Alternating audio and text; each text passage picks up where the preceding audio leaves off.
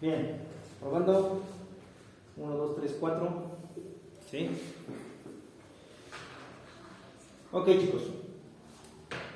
Nos toca revisar el asunto de la República restaurada. ¿Sí? Ya llegamos al punto, después de la segunda intervención francesa, Maximiliano ya fue fusilado, ¿sí? Y Juárez vuelve a tomar el poder, ¿sí? Este periodo, que se va a conocer como la República Restaurada, va a abarcar de 1867 a 1876. Es decir, estamos entrando en la última parte, ¿sí?, del siglo XIX. Aquí cabe mencionar algo importante, ¿no? Las referencias que tenemos es que en el mundo están viviendo algo que se llama la era victoriana, que se debe en mucho sentido a la reina Victoria de Inglaterra. Para esos momentos, para esos años, Inglaterra tenía muchas colonias por todo el mundo. Eso marcaba la influencia y ponía las modas que existían en ese momento. Vamos a reconocer a la era victoriana como esas clásicas imágenes de hombres vestidos con sombrero de copa, los bigotes, ¿no?, extensos o finos, y los famosos monóculos, que son esos lentes de un solo ojo, ¿no? Y que va a dar paso a que la aristocracia tenga auge. Pero no solo eso, va a haber una creciente clase media que se va a generar por la primera revolución industrial. La revolución industrial tiene que ver con el avance tecnológico que se tiene, ¿sí?, durante ese proceso. Máquinas de vapor, ¿sí?, máquinas, ¿sí?, generadas también por movimiento de electricidad, por movimiento de electricidad en un principio, aunque no eran tan comunes.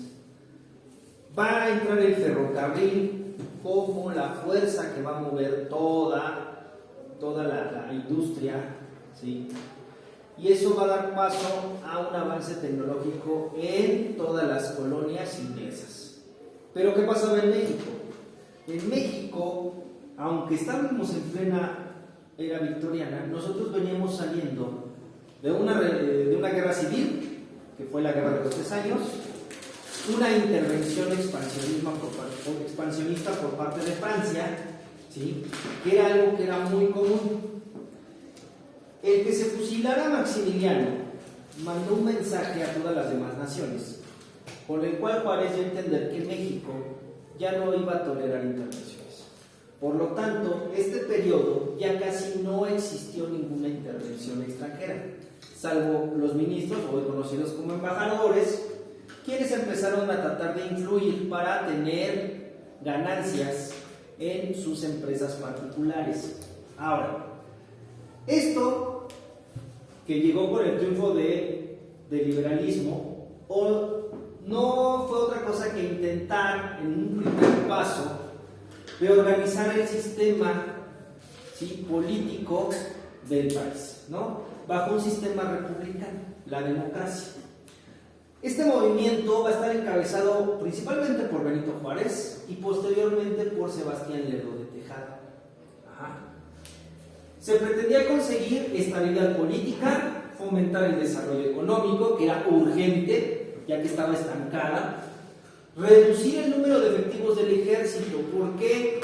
Porque así no había riesgo de que generales empezaran a tomar partido y quisieran dar golpes de estado para hacerse del poder. Algo que, va a ser muy constante en los años posteriores, ¿sí?, al porfiriato.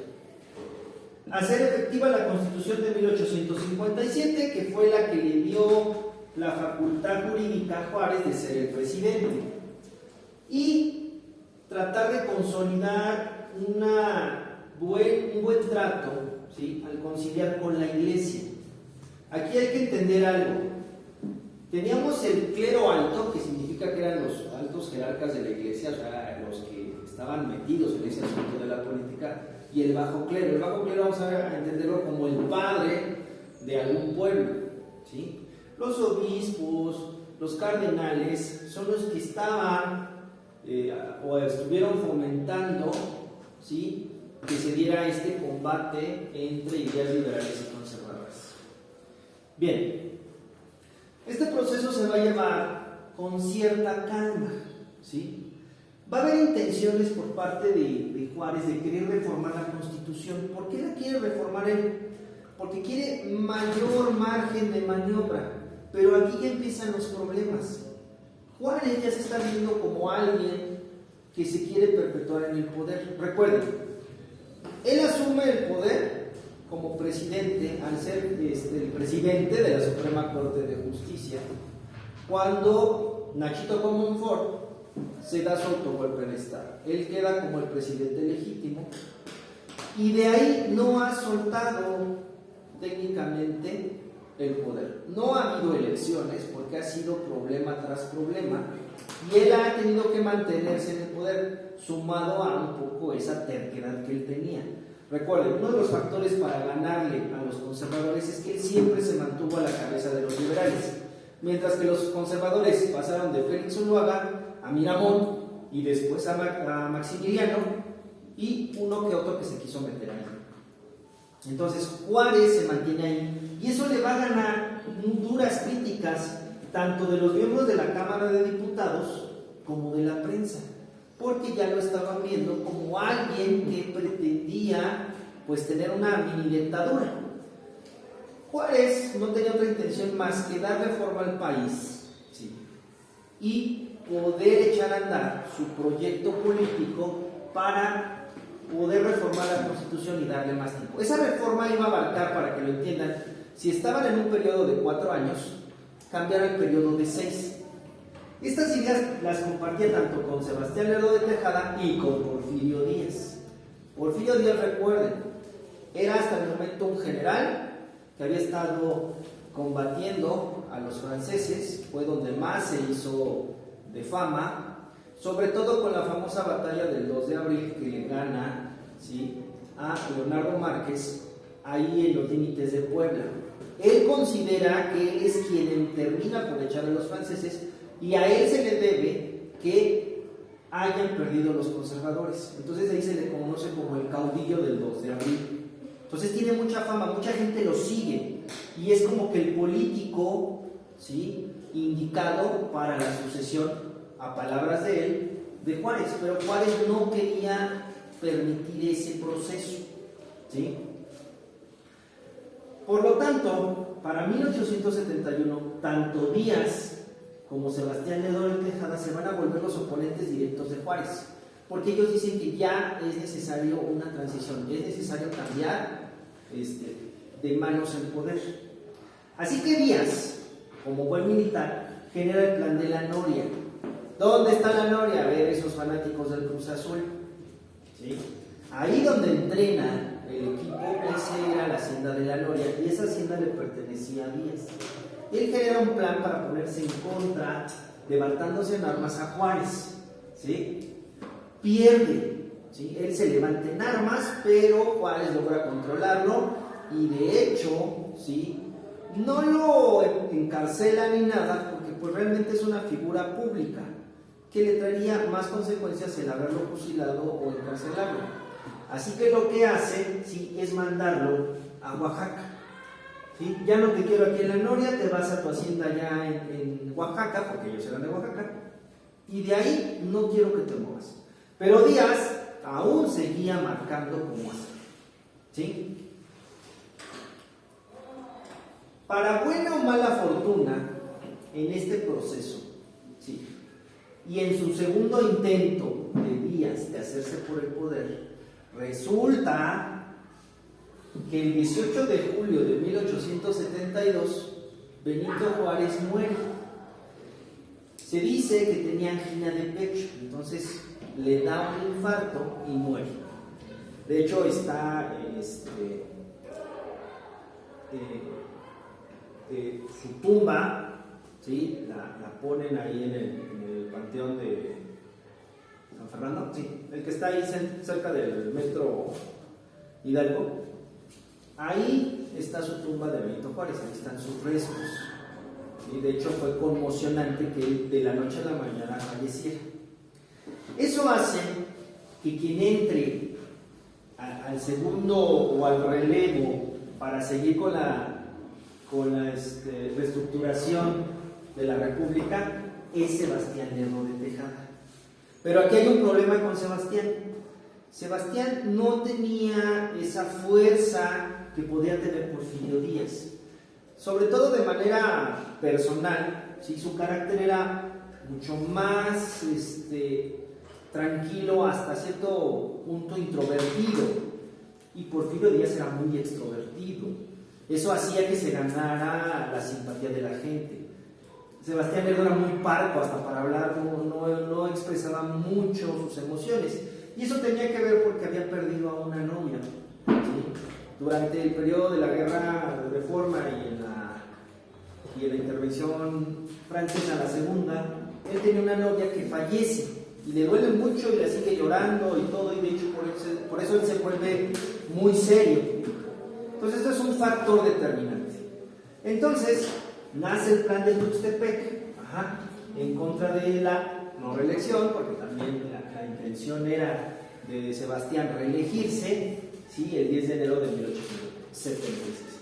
Tiene tanta fuerza, tanto moral como militar, Díaz, que Sebastián Lerdo de Tejada dice: está bien, ya te dejo el poder, yo ya me voy, ya no quiero saber nada.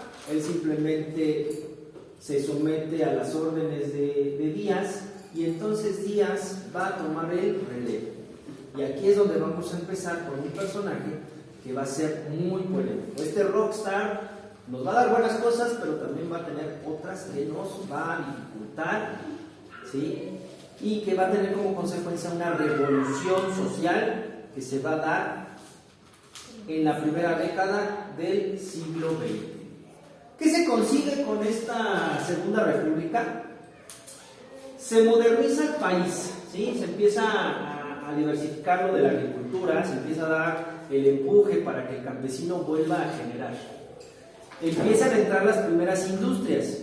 Cuando, recuerden lo que hablamos en un principio, en plena era victoriana, primera revolución industrial, Inglaterra ya de hecho estaba por terminar esa primera revolución industrial y venía la segunda, donde ahora sí la electricidad, el carbón y otros recursos van a ser lo que mueva toda la industria.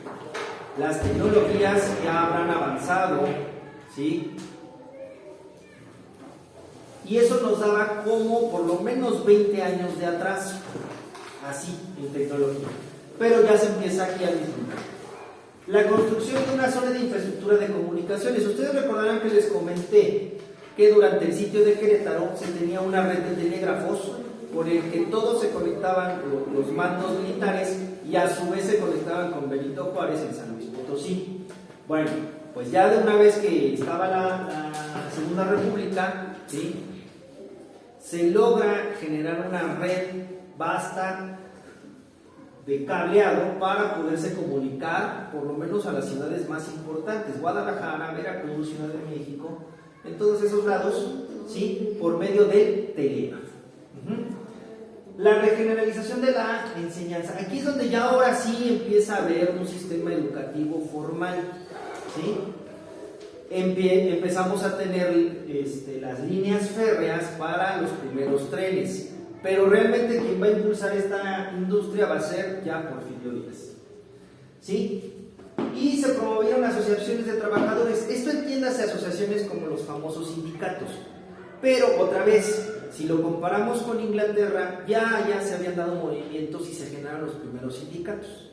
Los sindicatos son un grupo, un gremio donde personas de un mismo gremio, hablemos obreros, se juntan para pelear sus derechos. En Inglaterra, un obrero podía trabajar en promedio hasta 12 o 15 horas. También los niños trabajaban más de 8 horas, y no se les pagaba menos que a un adulto, porque eran niños. Se abusaba de ellos, ¿sí? Recuerden lo que mencionaban en el video, donde hablaban de la literatura, como Oliver Twist, donde mencionan cómo era la vida de esos niños que eran huérfanos. Bueno, entonces empieza a vislumbrar estas asociaciones, pero no va a ser hasta los últimos años del Porfiriato que se van a crear los verdaderos sindicatos que empiezan a generar las huelgas y que a su vez se van a unir para generar la Revolución Mexicana. Se instaura una enseñanza elemental gratuita, ¿sí? Obligatoria y laica. Aquí vamos a entender algo. Es gratuita porque todos van a tener acceso, todos los niños van a tener acceso. Es obligatoria no significa que a los niños se les iba a obligar a que fueran a la escuela. No, es obligatoria, pero para el gobierno brindarla. Hasta el momento así ha sido y sigue nuestro artículo 3 lo mismo. Es decir, yo, Estado, yo, gobierno, estoy obligado a brindarte la educación, ¿sí? Si tú decides tomarlo adelante, si no, no pasa nada. Laica, aquí hay que entenderlo laico. Mucho tiempo se creía que laico se refería a que no hubiera religión. No, laico se refiere a que hay un libre pensamiento, ¿sí?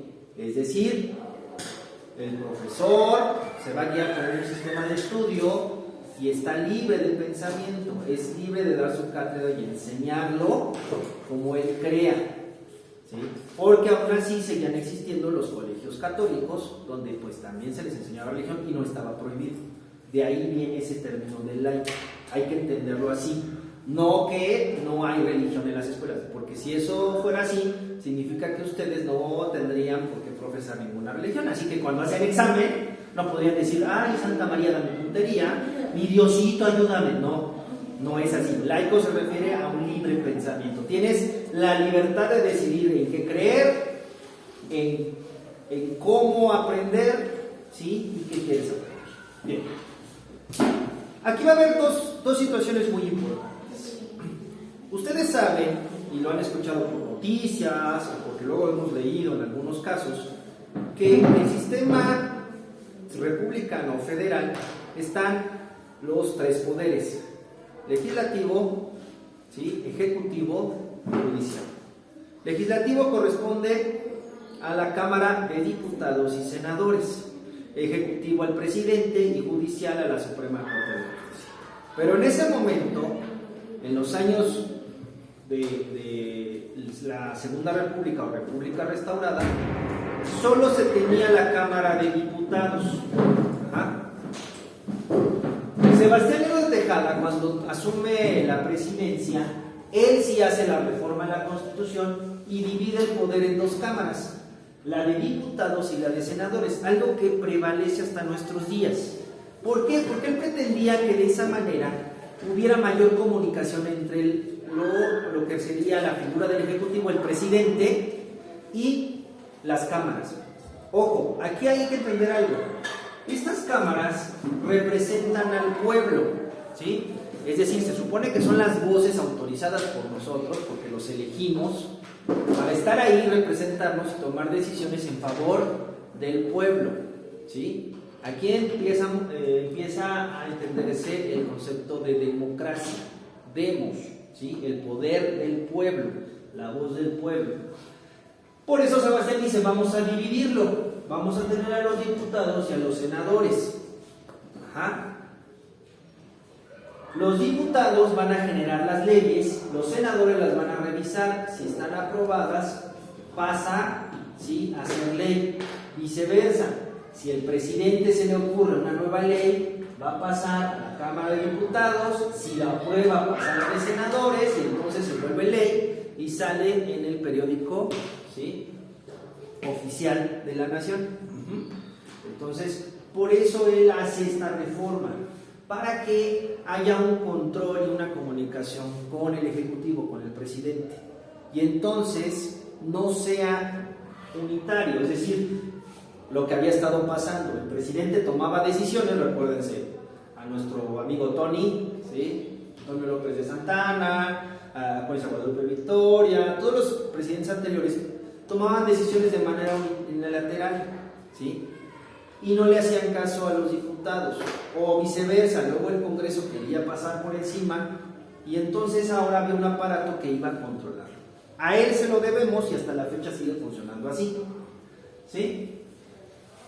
Porfirio Díaz va a tener dos rebeliones importantes. La primera es contra Juárez en 1871, que pues no termina de fluctuar. Cuando intenta en el 72, pues se le muere el paisano y ya no hubo cómo seguirlo. Y entonces, después con Lerdo fue en 1875. Nuevamente lo rechazan y es hasta el 76 con el plan de Tuxtepec que Porfirio Díaz, ahora sí, a través de las armas, que ese es son dos cosas curiosas aquí.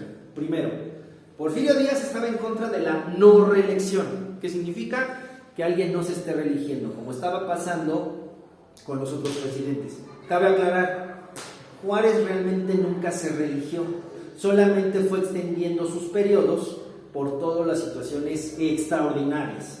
La guerra de reforma, la intervención francesa, el segundo imperio de Maximiliano. Entonces su periodo solamente se fue alargando. Nunca hubo un proceso electoral que lo ratificara otra vez. Entonces realmente nunca se reelige, ¿sí? Pero seguía en el poder y ahora sí pretendía, en esta elección que venía antes de su muerte, reelegirse. Y Porfirio Díaz, con esa bandera de no reelección, ¿sí?, pretende quitar a Juárez. No funciona porque se le muere, va con Lerdo, tampoco puede, y hasta el 76, cuando Lerdo intenta volver a reelegirse, entonces el plan de Tuxtepec tiene efecto y ahora sí, Porfirio Díaz asume el poder por medio de las armas, ¿sí? Ya después hizo sus votaciones y él queda, ¿no? Y va a respetar un solo periodo, al siguiente pone a su compadre y para lo que vendría siendo su segundo periodo como presidente, al frente, porque realmente con su compadre el que mandaba era él, ahora sí se va a dar un proceso de reelección y va a existir reforma tras reforma para la Constitución del 57.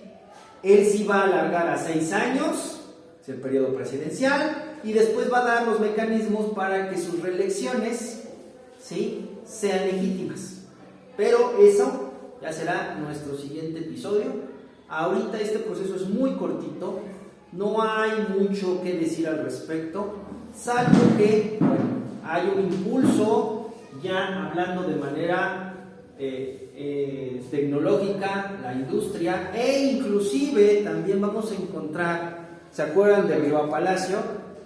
Que era un general durante la lucha contra la intervención francesa y el imperio de Maximiliano. Pues él realmente era un escritor y entonces empieza a difundir, ¿sí?, uno de los artículos, uno de los periódicos donde ellos empiezan a escribir junto con Guillermo Prieto, Ignacio Manuel Altamirano, ¿sí?, que va a dar auge a la literatura de mediados del siglo XIX. Recuerden, estamos en la era victoriana, ¿sí?, y está por ocurrir el segundo o la segunda revolución industrial, que entonces, ya con Porfirio Díaz, lo vamos a alcanzar. Bien, pues hasta aquí los dejo. Muchas gracias, chicos, y excelente día.